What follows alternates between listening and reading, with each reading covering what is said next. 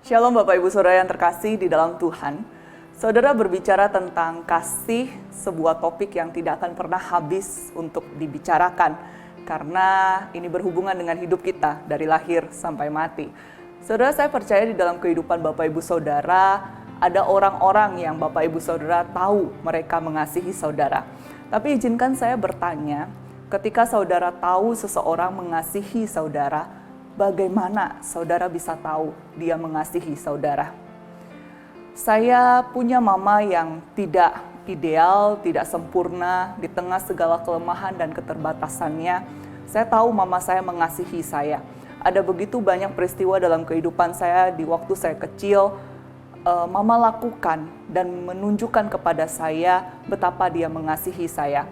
Saya ingat ketika saya masih SMP, saudara, saya mengalami kecelakaan.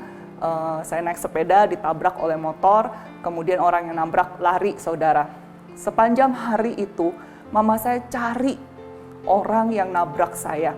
Dia berusaha untuk mendapati supaya orang itu belajar bertanggung jawab, dan ternyata yang nabrak saya itu teman saya sendiri, saudara, ya. Mama saya seharian sibuk ngurusin saya, bawa saya ke dokter, berusaha supaya kaki saya yang terluka itu bisa ditangani dengan cepat, diberi jahitan. Saudara, saya tahu mama saya begitu mengasihi saya di hari itu dengan apa yang dia lakukan bagi saya.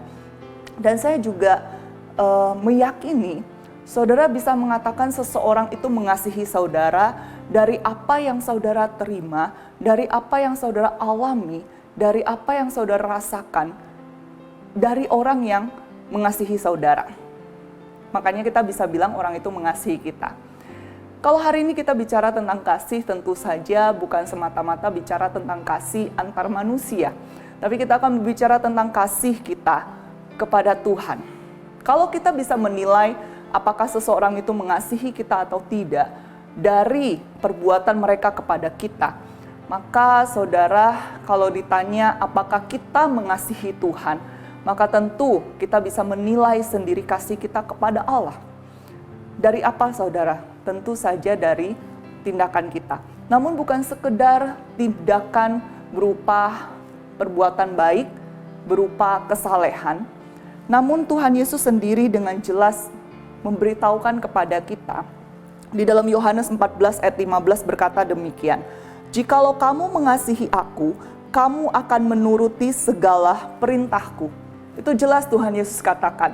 Dan bahkan penulis di dalam surat Yohanes 1 Yohanes 5 ayat 3 kembali menggemakan akan hal ini dengan berkata, "Sebab inilah kasih kepada Allah, yaitu bahwa kita menuruti perintah-perintahnya." Saudara, kita akan tahu apakah kita mengasihi Tuhan dari apa yang secara konsisten. Saudara, tidak dikatakan secara sempurna, tapi secara konsisten kita lakukan dan yang tidak kita lakukan bagi Allah. Bapak Ibu Saudara yang terkasih di dalam Tuhan, sebagai anak-anak yang sudah menikmati kasih Allah, tentu saja menjadi sebuah kehormatan bagi kita untuk boleh mengasihi Tuhan. Bagaimana kita mengukur kasih kita kepada Tuhan? Firman Tuhan sudah jelas katakan, dari apa yang kita lakukan secara konsisten. Apakah kita menuruti setiap perintah-perintahnya? Tentu saja ketika kita taat bukan sekedar bicara soal kita takut, kalau nggak taat nggak diberkati, bukan, saudara. Tapi ini adalah wujud dari kasih kita kepada Tuhan.